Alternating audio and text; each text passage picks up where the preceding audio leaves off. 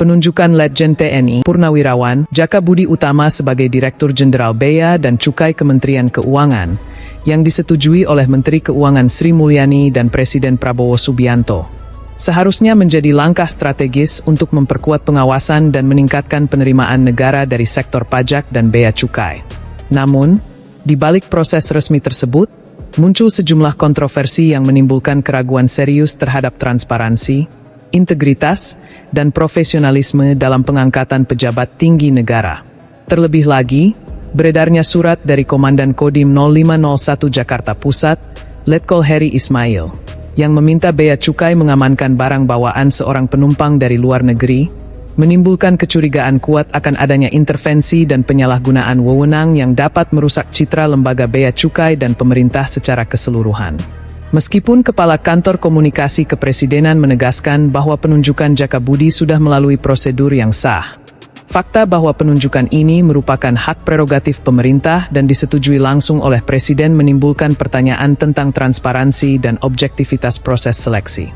Apakah benar penunjukan ini didasarkan pada kompetensi dan integritas, ataukah lebih karena kedekatan politik dan jaringan kekuasaan? Surat dari Dandim Jakarta Pusat yang meminta Bea Cukai mengamankan barang bawaan seorang penumpang bernama Ari Kurniawan, meskipun diklarifikasi tidak bermaksud mengintervensi proses kepabeanan, tetap menimbulkan kesan adanya tekanan atau permintaan khusus yang tidak lazim.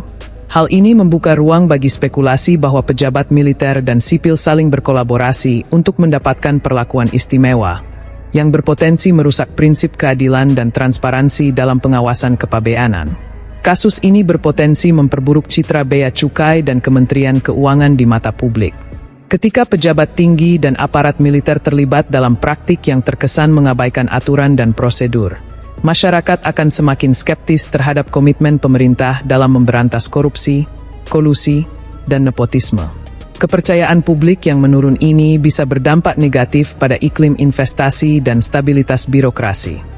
Penunjukan Letjen TNI Purnawirawan Jaka Budi Utama sebagai Dirjen Bea Cukai, meskipun secara formal telah melalui prosedur yang sah, tetap menyisakan banyak tanda tanya terkait transparansi dan objektivitas prosesnya. Ditambah dengan kontroversi surat dari Dandim Jakarta Pusat yang meminta perlakuan khusus terhadap barang bawaan seorang penumpang. Hal ini semakin memperkuat kesan adanya praktik nepotisme, kolusi, dan potensi penyalahgunaan kekuasaan di lembaga yang seharusnya menjadi garda terdepan dalam pengawasan kepabeanan.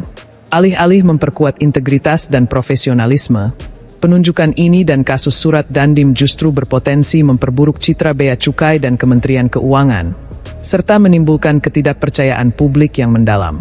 Pemerintah dan pihak terkait harus segera melakukan investigasi transparan dan mengambil langkah tegas untuk memastikan bahwa jabatan strategis seperti Dirjen Bea Cukai diisi oleh sosok yang benar-benar kompeten, berintegritas, dan bebas dari pengaruh politik atau militer yang tidak semestinya.